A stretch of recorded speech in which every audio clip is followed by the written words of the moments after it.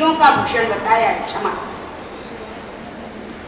और क्षमा देना और क्षमा लेना बोलना बड़ा सरल है। जैसा कि हमारे आध्यात्मिक योगीराज देवचंद्र जी महाराज ने कहा है कि कथनी मीठी खांड सी और करनी विष की था। कथनी में कुछ नहीं लगता है, देखा जाए तो उपदेश देने में भी कुछ नहीं लगता है, सुनने में भी कुछ नहीं लगता है, पर लगता किसमें है? करने में लगता है। करना बड़ा कठिन होता है। क्षमा क्षमा लगभग 1-1.5 घंटे से ये कार्यक्रम चल रहा है और आप लोग सुन रहे हैं, हम भी सुन रहे हैं, लेकिन किसी ने ये भी सोचा, ये भी चिंतन किया कि मेरे जीवन में कितनी क्षमा आई, मेरे जीवन में कितनी क्षमा आई। यदि किसी ने भी क्षमा क्षमा क्षमा सुनते हुए ये चिंतन किया है तो वो महानुभाव जरूर आगे आए या हाथ खड़ा करें कि मैं 1 घंटे से बराबर यही चिंतन कर रहा हूं कि मेरे में क्षमा कितनी आई है, मेरे में क्षमा कितनी आई है। एक स्कूल के अंदर अध्यापक ने पाठ पढ़ाया, विद्यार्थियों ने पढ़ा और वो पाठ था क्षमा का ही था, वो पाठ क्षमा का ही था। दूसरे दिन विद्यार्थियों से अध्यापक महोदय ने पूछा कि किस किस ने ये पाठ पढ़ा, किस किस को ये पाठ याद हुआ। बहुतों ने हाथ उठाया, हमको याद है, हमको याद है, हमको याद है। बहुतों ने बता दिया। एक विद्यार्थी था, उसने हाथ नहीं उठाया। तो फिर अरे तूने पाठ नहीं पढ़ा क्या? सर मैंने पढ़ा पर मुझे याद नहीं हुआ। कैसे याद नहीं हुआ? तूने याद कैसे नहीं किया? तेरे को याद करना चाहिए ना। सर लगता है अब मेरे को याद हो गया। सर लगता है अब मेरे को याद हो गया। सर ने बोला कैसे याद हो गया? सर जब आप डंडा लेके आए ना, आप डंडा लेके मेरे सामने आए तो मेरे को लगा कि सही में मैंने क्षमा का पाठ पढ़ लिया। आप डंडा लेके आए, मेरे को कोई भय नहीं लगा, मेरे को कोई डर नहीं लगा, मेरे को कुछ भी नहीं लगा। और तब मैंने सोचा कि वास्तव में मैंने क्षमा का पाठ पढ़ा है, मेरे को याद हो गया। अभी तक मेरे को जब मेरे सामने प्रतिकूल परिस्थिति आई, मैं सहन नहीं कर सका, तो मैं आपको कैसे कह देता कि मैंने क्षमा का पाठ मुझे याद हो गया। और अब मेरे सामने आप डंडा लेके आए, तब मेरे मन में कोई फर्क नहीं पड़ा। मैं एकदम नॉर्मल रहा, एकदम नॉर्मल रहा। मैं अपने आप को जांच रहा था, अपने आप को देख रहा था, अपने आप को समझ रहा था कि मेरे जीवन में क्षमा आई है या नहीं आई। तो हम भी क्या है, एक तरह के विद्यार्थी। आप भी विद्यार्थी हैं, हम भी विद्यार्थी हैं। और हम सब अपने अपना सर्वे करें कि हम क्षमा का पाठ कितनी देर हो गई।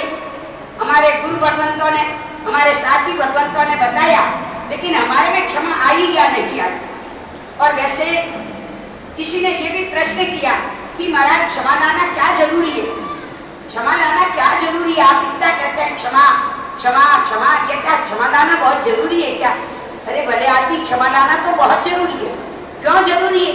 अरे क्षमा ही तो सर्व गुणों की खान है, क्षमा ही सर्व गुणों की खान है, और क्षमा ही सर्व दुर्गुणों की विनाशी। क्षमा ही सर्व गुणों की खान है और क्षमा ही सर्व दुर्गुणों की विनाशी है। यदि ये शब्द हमारे अंदर, आपके अंदर, आत्मघर के अंदर यदि घर कर जाए तो हमें वास्तव रूप में क्षमा की विशेषता, क्षमा की महानता, क्षमा की उदारता हमको समझ में आ सकती है कि हमारे जीवन में क्षमा लाना क्यों आवश्यक है। एक क्षमा, हमारे महापुरुषों ने अनेकों जगह लिखा है कि जहां एक गुण आता है, एक गुण आता है, वहां अनंत गुण आता है। जहां एक गुण आता है वहां अनेक गुण आते हैं, और जहां एक दोष आता है, जहां एक दोष आता है वहां अनंत दोष आते हैं, अनंत दोष आते हैं। तो जहां जीवन में क्षमा आ जाएगी वहां वास्तव रूप में हमारे में आप में कई प्रकार के गुण आ जाएंगे, सरलता, सहजता। और भगवान महावीर के शब्दों में यदि मैं कहूँ तो जहाँ क्षमा आ जाएगी, क्षमा कहाँ आएगी? जहाँ सरलता होगी, जहाँ सहजता होगी, वही क्षमा आएगी। और हमारे उत्तराधयन की ये वाणी है, हमारे उत्तराधयन भगवान महावीर वाणी के ये बोल है, सोई चूय भूयस्सा, सोई चूय भूयस्सा, धम्मो शुद्धस्स चिट्ठई, धम्मो शुद्धस्स चिट्ठई।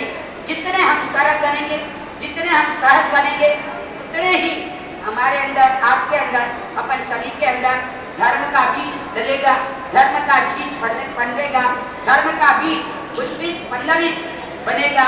इसलिए क्षमा गुण के बिना सरलता नहीं आ सकती है, और सरलता के बिना क्षमा नहीं आ सकती है। एक दूसरे के ये शब्द अन्योन्याश्रित बने हुए हैं।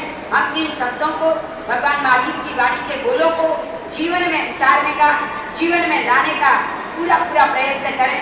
अन्यथा तो बोला बहुत, सुना भी बहुत, कोई बड़ी बात नहीं है। सुनना भी बड़ी बात नहीं है, बोलना भी बड़ी बात नहीं है। बड़ी बात है तो किसमें है? बड़ी बात है तो किसमें है? जीवन में लाने के लिए बड़ी बात है। ऐसा प्रयास आप भी करें, मैं भी करूं कि आपके जीवन में भी आए, मेरे जीवन में भी आए। और हमारे जो क्या जैन समाज का पूरा एक संगठन हुआ, लेकिन एक अभाव है कि हमारे दिगंबर मुनि नहीं पढ़ा है। एक अभाव आपको लग रहा है या नहीं लग रहा है? लग रहा है या नहीं लग रहा है? आप लोग सोचें, सब मंच पे आ गए हैं, श्वेतांबर श्वेतांबर आए हैं, श्वेतांबर आए, पर कौन नहीं आए? पर कौन नहीं आए? दिगंबर नहीं आए। तो फिर हम एक कैसे हो गए?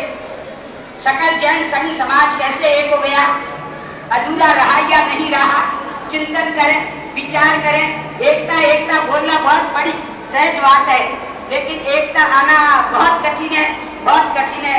मुझे दिगंबर मुनि और हमारे माता जी आदि नहीं आए, मुझे बहुत अभाव कर रहा है कि हम एकता करने के लिए, एक मंच पे आने के लिए ही हमने सोचा सब एक मंच पे आएंगे, इसलिए हम भी यहाँ आए। लेकिन यहाँ आकर के देखा कि छोटी मुपत्ति वाले आ गए, बड़ी मुपत्ति वाले भी आ गए, हाथ की मुपत्ति वाले भी आए थे, लेकिन कौन नहीं आया? निर्वस्त्र नहीं आए, निर्वस्त्र नहीं आए। तो ये फिर हमारी एकता कैसे रही बताइए आप?